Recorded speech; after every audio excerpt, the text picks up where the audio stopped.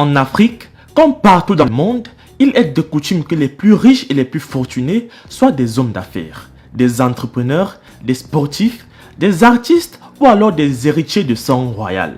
Mais il existe cependant certaines personnalités politiques qui, par des moyens parfois considérés comme illégaux, ont réussi à se classer dans le top des hommes les plus riches de leur pays et voire même de leur continent. Aujourd'hui les amis, nous allons parler de Ahmed Bakayoko et de la fortune que celui-ci a laissée derrière lui. Bienvenue sur James 2.0, la chaîne qui passe au peigne fin tout ce qui fait écho de buzz sur la toile. Abonne-toi au passage et surtout, active la cloche des notifications pour être toujours alerté à chaque fois que je poste une nouvelle vidéo. Ahmed Bakayoko, né le 8 mars 1965 à Abidjan, est mort le 10 mars 2021 en Allemagne de suite d'un cancer. Homme de médias, Ahmed Bakayoko était seulement âgé de 25 ans lorsqu'il était directeur de publication du quotidien Le Patriote. À 28 ans, il prend les commandes de la première radio privée commerciale de Côte d'Ivoire, Radio Nostalgie. En 2000, le voici PDG de Nostalgie Afrique. Sa présence dans les médias ne relève pas du hasard, mais est plutôt le résultat d'une ambition saine. Déjà en classe de CM2, il crée et dirige le journal de son école. Par la suite, il dirige le journal du collège moderne d'Adjamé et assume très jeune de nombreuses responsabilités à la tête de différentes associations estudiantines, notamment celle de l'amicale des élèves et étudiants ivoiriens au Burkina Faso et de la jeunesse estudiantine et scolaire du PDCI. Marié à la très discrète Yolande Bakayoko, il laisse derrière lui 4 garçons et une fille. Son premier contact avec le président Ouattara était en 1991 lorsqu'étant directeur du journal Le Patriote, il se présente sans invitation au mariage de ce dernier et souhaite couvrir l'événement pour que son journal puisse gagner en popularité. Dès lors, les deux hommes ne se quittaient plus et leurs relations se sont d'autant plus fortifiées lorsque Yolande Bakayoko a défendu Alassane Ouattara en tant qu'avocate pour son problème de certificat de nationalité afin de se présenter aux élections présidentielles.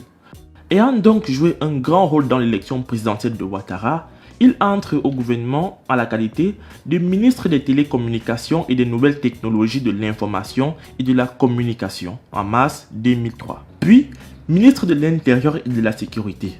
Ensuite, il est nommé ministre de la Défense et enfin, Premier ministre. Abobolais de sang et de souche, celui-ci va devenir depuis 2017 maire d'Abobo, commune qu'il aimait de tout son cœur.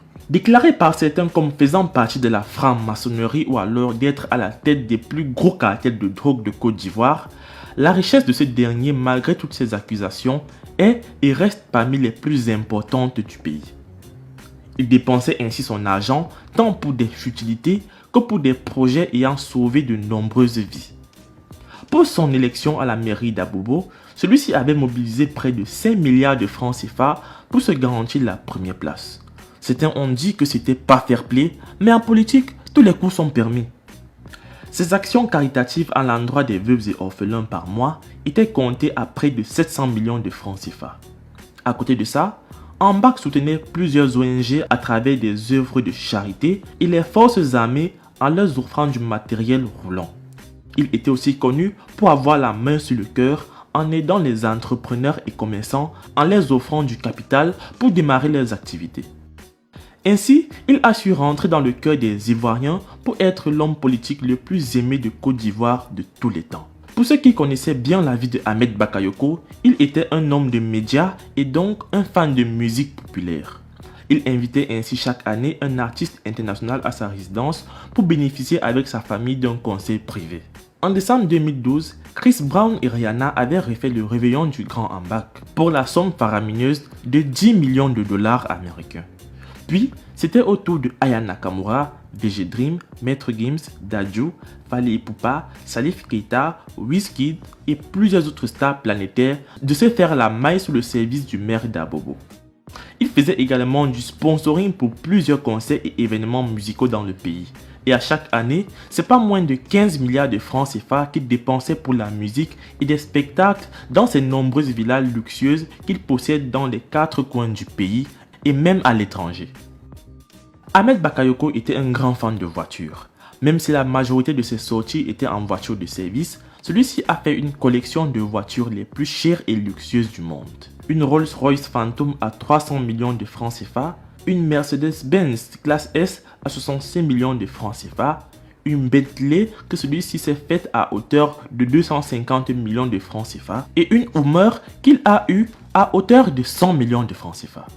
Il possède entre autres un jet privé qu'il a acheté à 2,450 millions de dollars et un yacht à 1,5 million de dollars. Comme un adage le dit si bien, qui se ressemble s'assemble.